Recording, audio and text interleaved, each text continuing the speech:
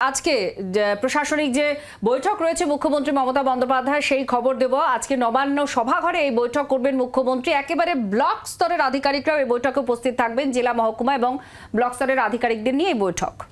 আর এই প্রসঙ্গেই ঠিক আপনাদের আরও একবার জানিয়ে রাখি, বছরের শুরুতেই মমতা বন্দ্যোপাধ্যায় মুখ্যমন্ত্রী তার এই প্রশাসনিক সভা রয়েছে।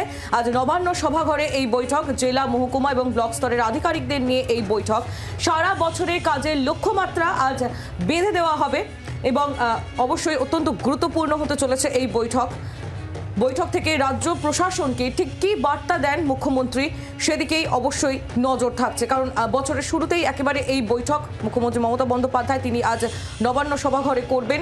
আর একেবারে বছরের শুরুতেই এই বৈঠক করার মূল কারণই হচ্ছে যে সারা বছর কি কাজ হবে সেই কাজের একটা লক্ষ্যমাত্রা বেঁধে দেওয়া হতে পারে, এই বিষয়টাই এখন সামনে আছে। কি বার্তা মুখ্যমন্ত্রী মমতা বন্দ্যোপাধ্যায় দেন সেটা অত্যন্ত গুরুত্বপূর্ণ আছে। আর এটা খুব গুরুত্বপূর্ণ বছর, কারণ পরের বছরই ইলেকশন রয়েছে। যে সামাজিক প্রকল্প এবং সরকারের যে কাজগুলো রয়েছে মানুষের ঘরে ঘরে পৌঁছে দেওয়ার জন্য অত্যন্ত গতির সঙ্গে তৎপরতার সঙ্গে প্রশাসনকে কাজ করার বার্তা এর আগেও মুখ্যমন্ত্রী দিয়েছেন। এবং মূলত আমরা সাম্প্রতিককালে দেখেছি দুটো প্রকল্পের উপরে ভীষণভাবে জোর দেওয়া হচ্ছে।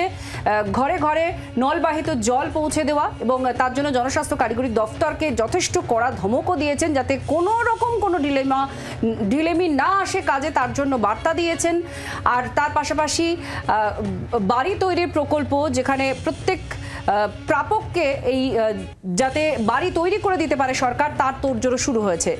শ্রেয়সী আমাদের প্রতিনিধি এই মুহূর্তে সরাসরি আমাদের সঙ্গে রয়েছেন। শ্রেয়সীর সঙ্গে কথা বলবো আমরা এনে। শ্রেয়সী, এর পরের বছরেই ভোট রয়েছে 26-এ, আর তার আগে এই 365 দিন খুব গুরুত্বপূর্ণ রাজ্য সরকারের কাছে, শাসক দলের কাছেও। তো আজকের এই বৈঠক একেবারে ব্লক লেভেলের আধিকারিকরাও থাকছেন, কি বার্তা দিতে পারেন, কি কি বিষয় আলোচনা হতে পারে?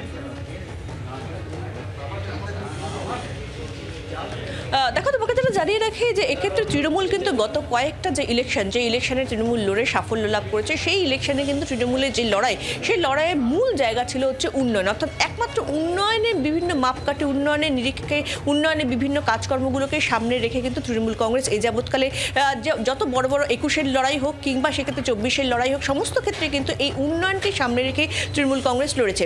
এখন এক্ষেত্রে 26-এর ইলেকশনের আগে কিন্তু এই বছর অর্থাৎ 25 সালে কিন্তু সেক্ষেত্রে নির্দিষ্টভাবে কোনো বড় ইলেকশন নেই। ফলে সেই অর্থে ইলেকশনের জন্য বিভিন্ন প্রশাসনিক কাজের ক্ষেত্রে যে সমস্যাগুলো হয়ে থাকে বা প্রশাসনিক কাজগুলো করা যায় না, সেই ধরনের কোনো কিন্তু পরিস্থিতি হওয়ার জায়গা নেই। ফলে সেই জায়গা থেকে দাঁড়িয়ে এই বছরটাতে, এই 25 সালটা পুরোটা ধরেই যাতে তৃণমূল বর্তমান সরকারে আনা যে বিভিন্ন যে প্রকল্পগুলো রয়েছে, সেই প্রকল্পগুলো, উন্নয়নমূলক যে প্রকল্পগুলো, সেই প্রকল্পগুলো যাতে প্রত্যেকটা মানুষের বাড়িতে গিয়ে পৌঁছাতে, প্রত্যেকটা মানুষ যাতে সেই প্রকল্পের সুবিধা পেতে পারে, সেই দিকেই কিন্তু বিশেষ জোর দেওয়া হচ্ছে, এমনটাই কিন্তু প্রশাসন সূত্রে খবর। এবং অবশ্যই সেক্ষেত্রে নির্দিষ্টভাবে যারা অ্যাকচুয়াল প্রাপক তাদের কাছে যাতে প্রকল্পের সুবিধাগুলো পৌঁছয়, সেটা কিন্তু সেদিকেই কিন্তু বিশেষ নজর দেওয়া হতে পারে, এমনটাই কিন্তু মনে করা হচ্ছে। আমরা ইতিমধ্যেই দেখেছি যে বাড়ি বাড়ি জল পৌঁছানোর যে প্রকল্প, সেই প্রকল্পের ক্ষেত্রে যাতে কোনো রকম কোনো অসুবিধা না হয়, প্রত্যেক মানুষ যাতে সেই প্রকল্প পান, তাই জন্য মুখ্যমন্ত্রী কিন্তু নিজে ধরে প্রত্যেক সোমবার তিনি রিভিউ মিটিং করেছেন যে কতদূর কাজ এগোচ্ছে এবং সেক্ষেত্রে দুর্নীতির যেন কোনো জায়গা না থাকে, অর্থাৎ দুর্নীতি মুক্তভাবে এই প্রকল্পগুলো মানুষ যাতে প্রকল্পগুলো সুবিধা পান, সেই দিকে কিন্তু মুখ্যমন্ত্রীর তরফে কিন্তু বিশেষ নজর তিনি দিচ্ছেন, এটা কিন্তু দেখা গেছে।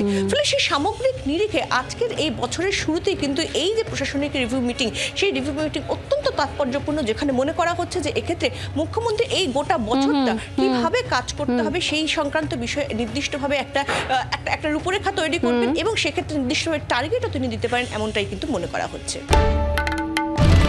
বাংলার আওয়াজ, বাঙালির আবেগ, জি 24 ঘন্টা।